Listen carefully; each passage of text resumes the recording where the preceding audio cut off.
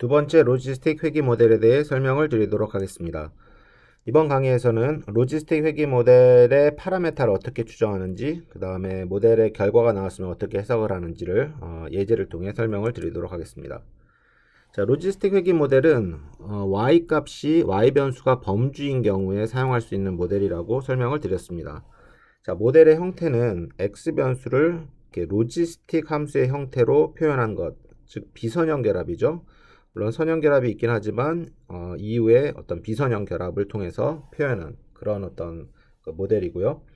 자, 그러면 이제 관측치가 특정 범주에 속할 확률로 계산이 됩니다. 그래서 x 값이 들어오면 이 y 값은 0과 1 사이의 확률로 표현이 되고, 결국은 우리가 이제 분류 문제를 푸는 거기 때문에 이렇게 확률로서 표현하면 안 되고 0 아니면 1로 표현을 해야 되는데요. 즉 확률 값이 정한 기준값보다 크면 뭐 범주 1, 그렇지 않으면 범주 2로 이렇게 분류를 하는 그런 어떤 최종적인 단계를 거치게 됩니다. 자, 그래서 이제 다중 로지스틱 회귀 모델, 즉 입력 변수가 2개 이상 있는 그런 다중 로지스틱 회귀 모델의 형태를 보여드리고 있고요. 그 다음에 여기서 아드, 우리 지난 시간에 아드 배웠죠. 아드는 이제 범주가 1일 확률 나누기 범주가 0일 확률, 1일 확률, 0일 확률, 이 두 확률의 어떤 비율이라고 이제 설명을 드렸습니다. 그래서 계산을 해보면 이런 식으로 나오고, 이 아드에다 로그를 취하면 이렇게 선형 결합, 선형식으로 표현이 된다라고 설명을 드렸습니다. 그래서 이제 이런 어떤 변환을 우리가 뭐라고 그랬죠?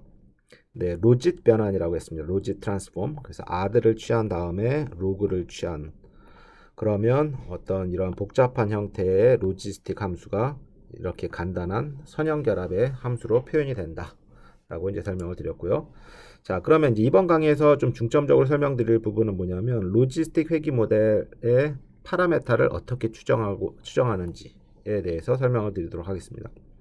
자, 로지스틱 회귀 모델의 파라메타는 이 베타 값들이에요. 베타 0, 베타 1 쭉 해서 베타 p, 이런 베타 값을 파라미터를 어떻게 추정하는지.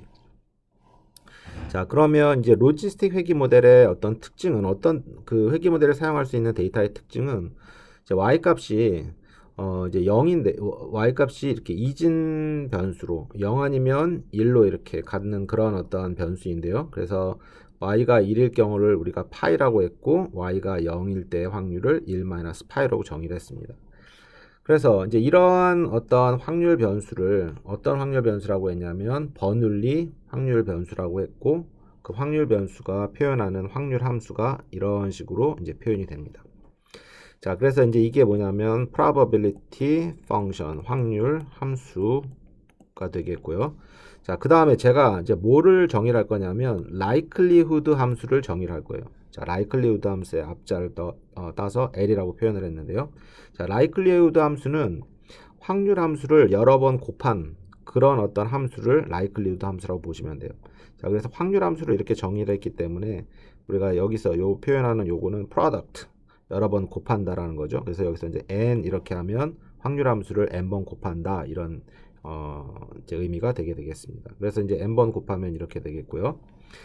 자, 이제 곱하기가 있기 때문에 우리가 이제 곱하기는 이제 더하기로 표현하면 이제 편한데요. 왜냐하면 이렇게 곱하기가 될 때는 우리가 더하기로 표현하는 방법은 뭐냐면 로그를 취해주면 돼요. 그래서 로그 a, b는 로그 a 더하기 로그 b, 이런 식으로 표현이 가능하지 않습니까? 그래서 앞에다가 우리가 이제 로그를 취했습니다.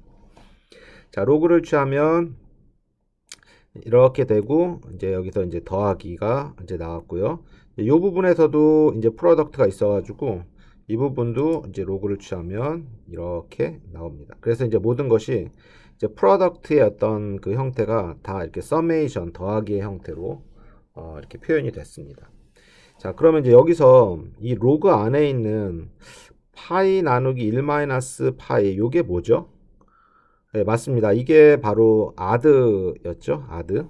그래서 아드에다가 로그를 취하니까 이게 바로 로지 트랜스폼이었습니다. 그래서 이렇게 선형 형태로 나타나고, 그 다음에 로그 1-파이 형태도 우리가 유도를 해보면 이렇게 간단한 형태로 표현을 할 수가 있습니다. 자, 그래서 우리가 지금 likelihood 함수에다가 로그를 취한 log likelihood 함수를 우리가 구한 거예요. 뭐에 대한? 버눌리 확률 함수에 대한. 왜 버눌리 확률 함수를 고려했습니까? 우리가 지금 고려하고 있는 것이 y가 0 아니면 1, 즉 버눌리 확률 변수를 우리가 고려를 하고 있기 때문에 버눌리 확률 함수를 고려했고, 그 함수에 대한 log likelihood 함수가 최종적으로는 이렇게 표현이 된다라고 이렇게 보시면 돼요. 자, log likelihood 함수를 보시면 우리가 지금 추정하고 싶은 이런 파라메타들이 이렇게 눈에 보이기 시작했습니다. 자, 그래서 이제 다음 장으로 가보시면요. 자, 지금 여기서 보고 계신 이 식이 그 앞장에서의 맨 마지막 부분 log likelihood 함수가 되겠고요. 그래서 이제 여기서 이제 log likelihood 함수, 즉 likelihood 함수는 어떤 확률이기 때문에 확률을 최대화하려는 우리 요 파라메타 값을 찾는 것이 여기서의 목적이에요. 그래서 이제 로그 우도 함수, likelihood 함수를 우리나라 말로 우도 함수라고 이제 표현을 하고요. 그래서 log likelihood 함수가 최대가 되는 파라메타 베타 값들을 결정하자. 이제 그런데 위에 있는 요 log likelihood 요 함수는 파라메타 베타에 대해서 비선형이므로 우리 앞서 배웠던 선형회귀 모델처럼 이렇게 미분해서 0값 해가지고 연립방 정식을 풀 수가 없어요. 그래서 이제 명시적인 해가 존재하지가 않습니다. 이걸 영어로 no closed form solution exist 이렇게 이제 표현을 하는데요. 그래서 굉장히 어려운 문제예요. 우리가 이 함수 값, log likelihood 함수 값까지 얻었지만 여기서 이제 베타 값을 찾는, 요거를 최대화하는 베타 값을 찾는 것은 그리 쉬운 문제는 아니에요. 자, 그래서 이제 수치 최적화 알고리즘을 이용을 해서 이제 푸는데요.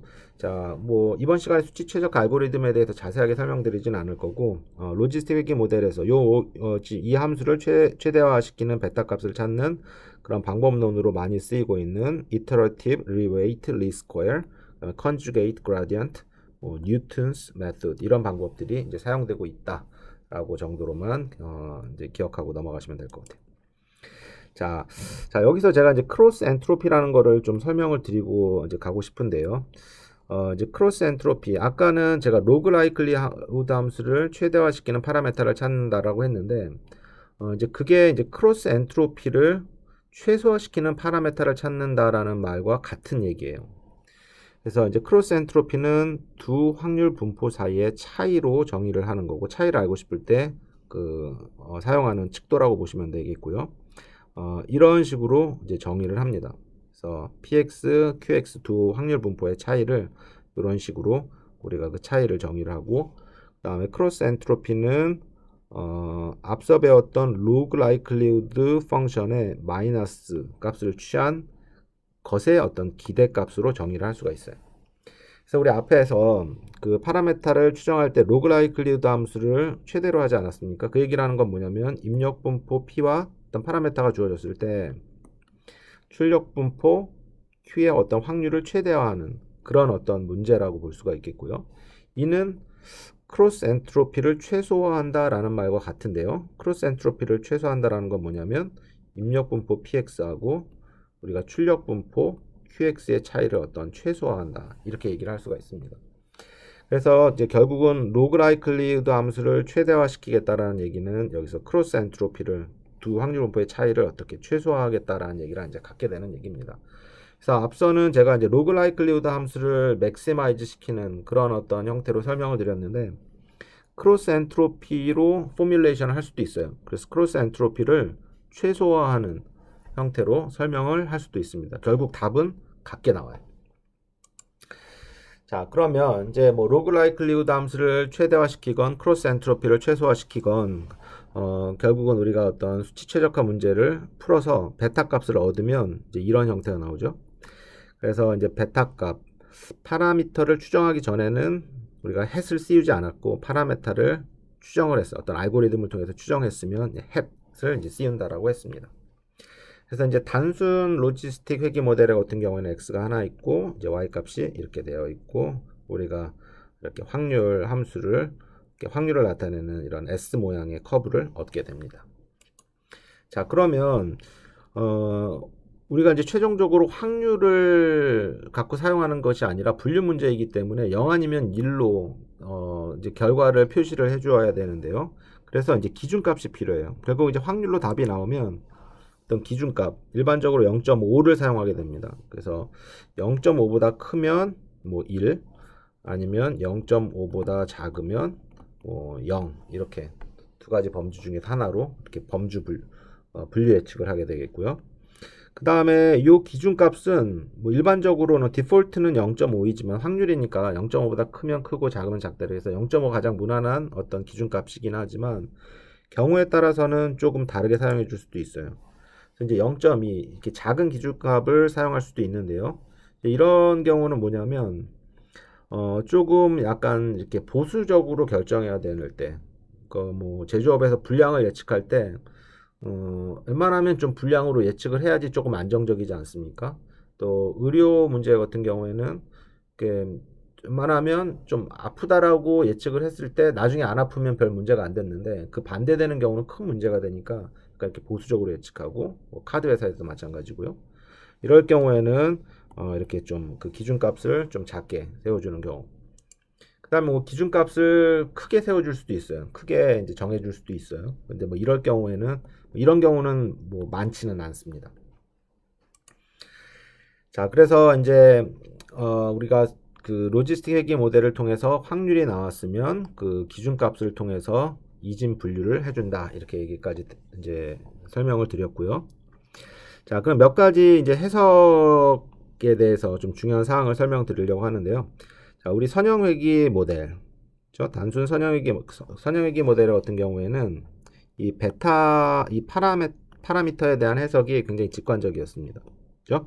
그래서 이제 그 기울기 같은 경우에는 입력 변수가 1단위 증가할 때 출력 변수의 변화량을 우리가 이제 파라미터, 기울기라고 정의를 했고요.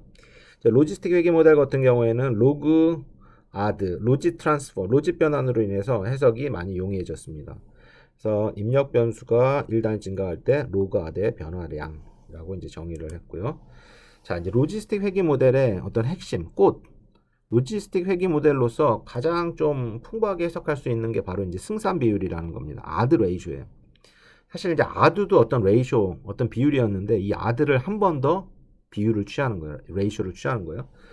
그래서 이제 이 식을 보시면 분자는 x1에다 2를 더했고 나머지는 그대로인데요.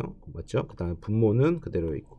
그래서 이걸 써보면 결국 2의 베타 원승 이렇게 나오는데요. 이 얘기는 뭐냐면 나머지 입력 변수를 모두 고정시킨 상태에서 한 변수를 1단위 증가시켰을 때 변화하는 아드의 비율이다. 약간 헷갈리죠? 한번 계속 가볼게요. 자, 즉 x1이 1단위 증가하면 성공에 대한 승산 비율이 이만큼 증가한담을 보여줄 수가 있습니다. 그래서 이제 뒤에 예제를 통해 보여드리면 좀 더 확실해지는데요. 여기서는 일단 좀 개념을 설명드리고 넘어갈게요. 그래서 회귀계수, 아까 그 베타 값이 양수이면 이 아드 레이쇼 값은 1보다 크게 되면서 결국 해석은 성공 확률이 증가한다. 이렇게 이제 해석을 할 수가 있겠고, 회귀계수가 음수인 경우에는 0보다 작은 경우에는 이 아드 레이쇼가 0과 1 사이에 와요. 그 얘기는 성공 확률이 1보다 커야지 증가하는 거니까 감소한다. 이제 이렇게 해석이 되는 겁니다. 자, 이 부분은 실제 데이터를 통해서 보시면 이제 금방 이해가 되실 겁니다. 자, 그러면 이제 결과를 가지고 하나하나 이제 설명을 드려볼 텐데요. 이제 지금 설명드릴 이 데이터는 제가 데이터에 대한 자세한 설명은 드리지 않겠고, y가 뭐냐면 그 대출 여부를 예측하는 그런 데이터입니다. 그래서 y 값이 이제 0 아니면 1 이렇게 이진 변수로 표현이 됩니다. 그래서 0이면 대출을 안 해주는 거고 1이면 대출을 해주는 거고, 그 해당하는 이제 x 변수들이 이렇게 쭉 12개가 있어요. 그래서 나이, 뭐 경험, 그다음에 수입, 그다음에 부양 가족, 뭐 이런 것에 의해서 대출을 해줄지 말지 예측하는 그런 데이터라고 보시면 되겠고요. 그래서 이제 우리가 이런 데이터를 가지고 우리가 모델을 만들었어요. 그래서 모델을 만들었다라는 얘기는 뭐죠? 그렇죠. 이 파라메타를 잘 추정했다라는 소리예요. 데이터를 가지고. 자, 로지스틱 회귀 모델에서는 파라메타를 어떻게 추정한다라고 했죠? 맞습니다. 일단 그 로그 라이클리우드 펑션을 정의를 한 다음에 로그 라이클리우드 펑션 함수가 최대화가 되는 그 베타 값을 찾는다. 그 베타 값을 찾을 때 사용하는 방법은 수치 최적화 방법, 뭐 그라디언트 방법이라든지 이러한 어떤 방법론을 사용을 했습니다.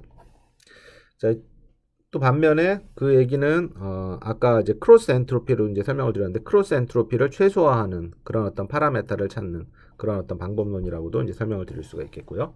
그래서 어쨌건 이 베타 값을 잘 추정을 해가지고 이제 정리를 해놓은 테이블이 이렇게 보여드리고 있고요. 자, 그럼 하나하나 설명을 드리면 이제 첫 번째 칼럼에 담겨져 있는 이 회귀 개수 결국 추정된 파라메타 값이에요. 그래서 이거는 해당 변수가 1단위 증가할 때마다 로그 아대의 변화량이라고 볼 수가 있겠고요.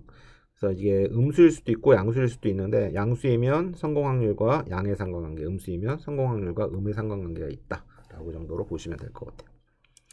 자, 두 번째는 스탠다드 에러 혹은 스탠다드 디비에이션 이렇게 볼 수 있는데 추정 파라메터에 대한 표준 편차입니다. 이거는 제가 이 로지스틱 회귀 분석 편에서는 크게 자세하게 설명드리진 않았는데 선형회귀 모델에서는 이제 자세하게 설명을 드렸어요. 그래서 이 로지스틱 회귀 모델에서의 스탠다드 에러를 구하는 어떤 그 식에 대해서는 제가 이렇게 자세하게 설명을 드리지는 않겠습니다. 근데 이 스탠다드 에러가 어디에 필요하죠? 그렇죠. 이 신뢰 구간을 구할 때 이 추정 파라메터는 이거는 이제 추정치이니까 우리가 이렇게 그 점 추정을 할 수도 있지만 지금 이 칼럼에 담겨져 있는 건 다 점 추정치예요. 맞죠? 점 추정을 할 수도 있지만 그 알려지지 않은 파라메터가 어디와 어디 사이에 있는 이런 구간 추정을 할 수도 있지 않습니까? 그래서 구간 추정을 할 때 이 스탠다드 에러만큼을 컨스탄트를 곱해줘 가지고 더하고 빼주지 않습니까? 이때 필요한 거예요. 그렇죠? 그래서 이제 스탠다드 에러가 여기 보여주고 있고요. 자, 이제 세 번째는 p-value입니다. 그래서 p-value는 해당 변수가 통계적으로 유의미한지 이건 어떤 의미냐면 해당 변수가 y 값에 어떤 관계가 있는지, 그렇죠? 이걸 이제 보여주는 거고, 가설 검정에 이제 쓰인다라고 했습니다. 그래서 해당 파라메타 값이 0인지를 통계적으로 판단한다. 이 자체가 이제 가설 검정이죠, 그렇죠? 베타 값이 0인지 아닌지, 해당 베타 값이 0인지 아닌지를 보여준다. 그래서 이제 p-value가 0에 가까우면 굉장히 작으면 어떻게 된다라고 했습니까? 맞습니다. 이게 이제 규모가설인데요. 규모가설을 기각하게 되니까 0이 아니다라고 판단하게 되니까 이제 해당 변수는 중요하다 이렇게 이제 판단을 하게 되는 거죠. 자, 마지막 칼럼에 담겨져 있는 게 이제 ad라고 되어 있지만 add ratio예요. 제가 이제 아까 가장 이제 이 로지스틱 회귀 모델로서 설명할 수 있는 가장 이제 좋은 어떤 그런 이제 설명 측도라고 이제 제가 설명을 드렸었는데요. 자, add ratio는 그 나머지 입력 변수는 모두 고정시킨 상태에서 한 변수를 1단위 증가시켰을 때 변화하는 add의 비율이라고 정의를 드렸고요. 자, 바로 한번 해석을 해볼게요. 자, 여기서 보시면 experience, 즉 경험이 맞죠? 경험이 1.058이에요. 그래서 여기서 이제 y는 뭐였죠? 아까 이제 대출을 하냐 마냐 0과 1로 표현된 그런 이제 대출 유무였는데요. 이렇게 보시면 어떻게 해석하냐면 add ratio가 1.05라는 거는 경험이 1년이 더 많으면 1단위 경험이 1년 더 많으면 대출 확률이 이만큼 증가한다는 소리예요. 그래서 이 add ratio 값이 1보다 크면 다 확률이 증가하는 방향입니다. 자, 반면에 뭐 크레딧 카드 같은 경우에는요. 크레딧 카드는 0.381로 0과 1 사이에 있지 않습니까? 이 경우에는 확률이 증가하지 않는 거예요. 1보다 작으니까요. 0.38배가 된다라는 거는 그만큼 감소한다라는 거 하지 않습니까? 즉 그래서 크레딧 카드가 한 개 더 있으면 대출할 확률이 오히려 대출해줄 확률이 오히려 떨어지네요. 그렇죠? 크레딧 카드가 많이 갖고 있으면 많이 갖고 있을수록 대출은 잘 안 해주는 그런 경향을 보여주는 이 데이터의 결과입니다. 자, 그러면 제가 이제 마지막으로 또 하나의 예제를 통해서 이제 설명을 드려보겠습니다. 이제 이 데이터도 이제 굉장히 간단한 데이터입니다. 그래서 총 관측체 개수는 98개가 있고, X 변수가 총 3개예요. age, 나이랑, 그 다음에 socio-economic status, 사회적 지위, 그 다음에 city sector, 거주 지역. 그 다음에 Y는 뭐냐면 질병 유무예요. 어떤 disease status. 그래서 0이면 질병이 없는 거고, 1이면 질병이 있는 거고. 그래서 이제 여기서 이제 보면 x 값이 x 변수가 이게 4개로 표현되어 있는데 사회적 지위 같은 경우에는 원래는 이 3개의 범주 값을 갖고 있습니다. 상중하. 그래서 이 이 범주형 x 변수를 우리가 이제 모델링하기 위해서는 이진 변수로 바꿔줘야 되는데요. 그래서 이 변수를 이제 표현하기 위해서 두 개의 어떤 이진 변수를 우리가 새로 만들었습니다. 그래서 결국은 이제 요게 이제 x1이 아니라 오타네요, 그렇죠? x2, x3 이 두 개의 변수로 표현을 했는데 이 x2와 x3이 0, 0이면 사회적 지위가 상이다. 1, 0이면 중이다. 뭐 0, 1이면 하다. 이렇게 어떤 세 가지의 범주를 두 개의 변수로서 표현을 했습니다.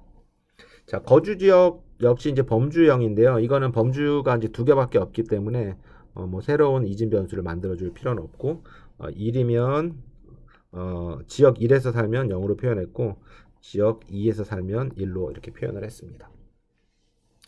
자, 이제 궁극적으로 y가 이진 변수, 즉 그 범주형 데이터이기 때문에 우리가 로지스틱 회귀 모델을 이제 사용하게 될 거고요. 그 결과를 보면 이렇게 되어 있어요. 그래서 이제 결과는 우리가 그 로그 라이클리후드 함수를 최대화시키건 크로스 엔트로피를 최소화시키건 해가지고 그 다음에 그 수치 최적화를 통해서 푸른 어떤 정답이에요. 이렇게 해답이에요. 그래서 이런 쭉 파라미터가 추정이 된 그런 어떤 모델이 얻어졌습니다. 자, 그럼 이제 모델이 얻어졌으면 우리가 이제 예측을 해야 되지 않습니까? 그래서 미래에 한번 99번째 데이터가 들어왔습니다. 그래서 이 데이터는 지금 이제 x 변수는 주어졌는데 y 변수는 주어지지 않았어요. 그래서 이제 나이가 46살, 그 다음에 소시오 에코노믹 스테이트 사회적 지위는 1, 0이니까 이제 중2 계급이네요. 시티 섹터는 이제 1이 되겠고, 이제 이런 상황에서 디지즈 스테이터스가 어떻게 되는지, 질병이 있는지 없는지를 예측해 보려고 하는데요. 어떻게 하죠? 맞습니다. 우리가 이제 모델을 이미 이제 트레이닝 모델을 얻었기 때문에 이 모델에다 집어넣으면 돼요. 자, x1 값이 얼마입니까? 46. x2는 1. x3는 0. x4는 1. 이런 식으로 해서 쭉 집어넣어서 여기에 이제 계산해 주면 이 값이 어떻게 나옵니까? 어떻게 나올 것 같아요?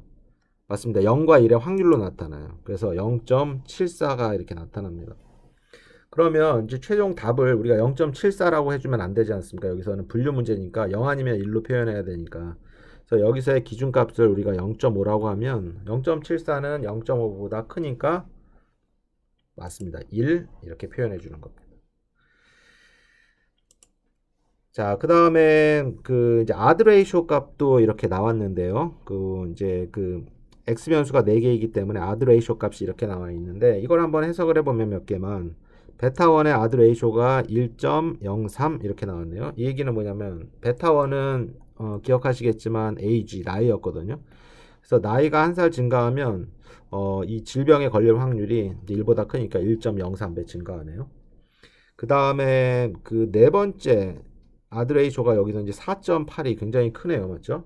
이거는 이제 거주 지역을 의미하는 거였거든요. 그래서 거주 지역이 1이면 거주 지역이 2이면 1이었으니까 거주 지역이 2이면 질병에 걸릴 거주 지역에 그러니까 2번 거주 지역에서 살면 질병에 걸릴 확률이 무려 4.829배나 증가하는 이제 그런 어떤 형태를 보여주는 그런 데이터라고 보시면 될 것 같습니다.